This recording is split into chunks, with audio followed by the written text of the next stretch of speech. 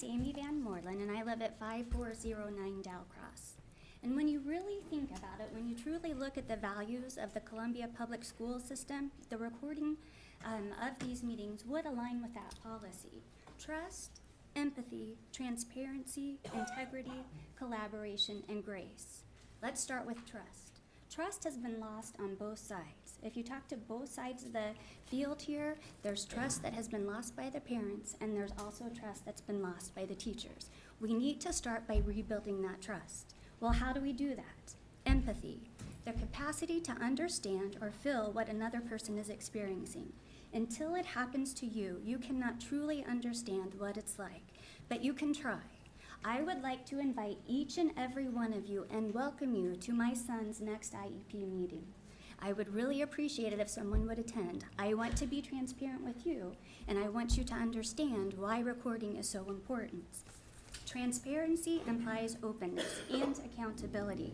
If you strive for openness and accountability like you say you do, why is there even a question about the recordings? We want to be transparent. There shouldn't even be a question about that. Integrity, the quality of being honest. If you strive for and say your words have integrity, what is in the harm in having them recorded? There shouldn't be a harm in that. And collaboration, when two or more people work towards a common goal. Grace, courteous goodwill. The majority of my mental effort during an IEP meeting is focused on maintaining my composure. Bracing myself for the phrases, significantly below grade level, does not meet expectations.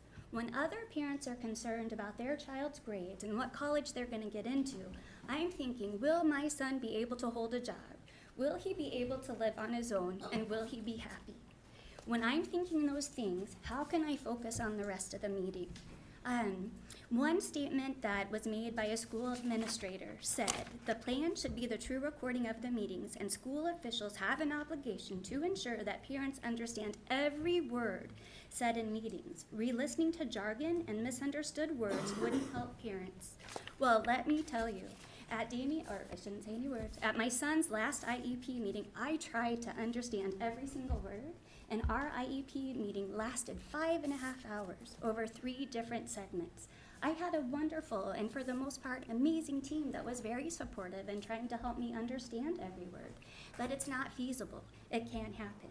And most importantly, my son is wanting to become more involved. However, he would not be able to sit through an IEP meeting.